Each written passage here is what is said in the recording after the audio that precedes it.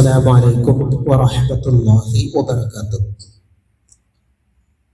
الحمد لله رب العالمين، والصلاة والسلام على رسول رب العالمين وعلى آله وأصحابه أجمعين، أما بعد فاتقوا الله عباد الله.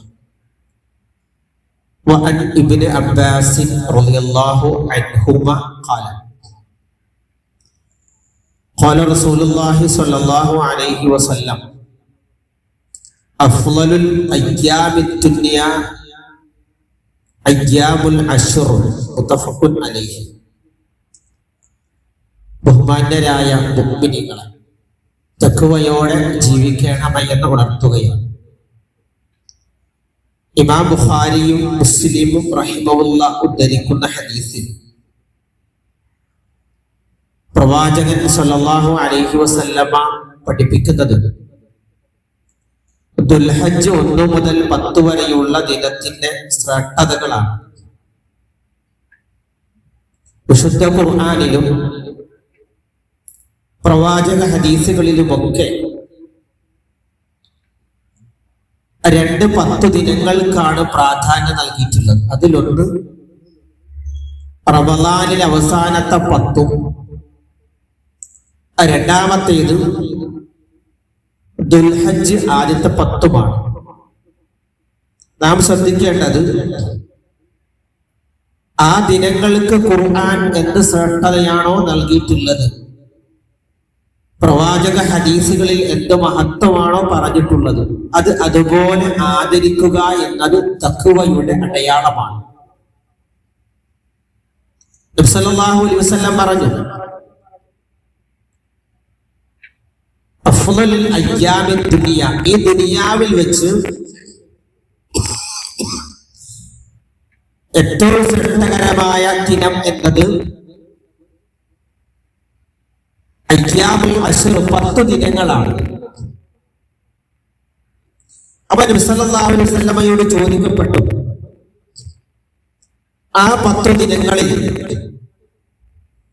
എന്താണ് ചെയ്യേണ്ടത്? അതിന്റെ പ്രവാചകൻ നൽകിയ മറുപടി ശുദ്ധ ഖുർആനിലെ ഒരു ആയത്താണ്. 22-ാം അധ്യായം സൂറ അൽ ഹജ്ജിലെ 28-ാമത്തെ വചനത്തിൽ അല്ലാഹു പറയുന്നുണ്ട്: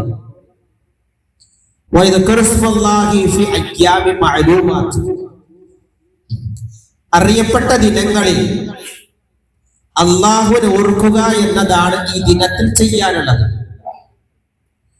ഇപ്പൊ നമുക്കറിയാം, ഇവിടെ നിന്ന് മക്കയിലേക്ക് എത്തിയ ഹജ്ജാജിമാർ, അവിടെയുള്ള ആളുകൾ തൽബിയത്തിലാണ്.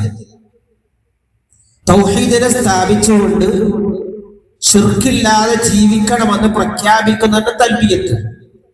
അപ്പൊ ഈ 10 ദിനങ്ങൾ നമ്മൾ എന്താണ് പ്രത്യേകമായിട്ട് ചെയ്യാനുള്ളത്? പ്രത്യേകിച്ചൊരു ദുആ ഇല്ല, എന്നാൽ ചിലതുണ്ട്. അതിലൊന്ന് തക്ബീർ അധികരിപ്പിക്കണം. സാധാരണ പെരുന്നാളത്തുള്ള തക്ബീർ ഉണ്ടല്ലോ, അത് അധികരിപ്പിക്കണം. പള്ളിയിലൊക്കെ ആണെങ്കിൽ ശബ്ദം താഴ്ത്തി മറ്റുള്ളവർക്ക് പ്രയാസമില്ലാത്ത രൂപത്തിൽ ചൊല്ലണം. അല്ലാഹു അക്ബർ, അല്ലാഹു അക്ബർ തക്ബീർ. പിന്നെ അതിന്റെ കൂടെ ചെയ്യാം അല്ലാഹു അക്ബർ കബീറ വൽഹംദുലില്ലാഹി കസീറ, ആ തക്ബീർ അധികരിപ്പിക്കാം. പിന്നെ ഈ ആയത്തുകളൊക്കെ വിശദീകരിച്ചുകൊണ്ട് മർഹൂം അമാനുബരുടെ തഫ്സീറിൽ ഏറ്റവും ശ്രേഷ്ഠമായ 4 കലിമത്ത് പ്രവാചകൻ പഠിപ്പിച്ചിട്ടുണ്ട്, അത് അധികരിപ്പിക്കാം. സുബ്ഹാനല്ലാഹ് വൽഹംദുലില്ലാഹ് വലാ ഇലാഹ ഇല്ലല്ലാഹു അല്ലാഹു അക്ബർ വലാ ഹൗല വലാ ഖുവത ഇല്ലാ ബില്ലാഹ്. ഇത് അമാന് തഫ്സീർ പ്രത്യേകം എടുത്തു പറയുന്നുണ്ട്. അതുകൊണ്ട് അത് ധാരാളമായിട്ട് അധികരിപ്പിക്കുക. 4 കലിമത്താണ്, 4 കൂടെ ഒരുമിച്ച് കൂടുന്ന കലിമത്താണ്. അതിന്റെ ധാരാളം പ്രത്യേകതയുണ്ട്. അപ്പൊ ഉണർത്താനുള്ളത്, ഈ സുദിനങ്ങളിൽ മറ്റുള്ള ഇബാദത്തുകളൊക്കെ നന്നായി ശ്രദ്ധിക്കുക, ഖുർആൻ പാരായണങ്ങൾ ശ്രദ്ധിക്കുക, സുന്നത്തായ ഇബാദത്തുകൾ ശ്രദ്ധിക്കുക, ഈ ദിക്റുകൾ അധികരിപ്പിക്കുക, ഉളഹിയ്യത്തിന്റെ മൃഗത്തെ വേണ്ട രൂപത്തിൽ പരിപാലിക്കുക, ശ്രദ്ധിക്കുക. അതിന് സമയാസമയങ്ങളിലൊക്കെ വെള്ളവും ഭക്ഷണവും ഒക്കെ ശ്രദ്ധിച്ചുകൊണ്ട് മുന്നേറുക. അതാണ് ഈ ദിനങ്ങളിൽ ചെയ്യാനുള്ള അമല് അള്ളാഹു നമ്മെ അനുഗ്രഹിക്കുമാറാവട്ടെ.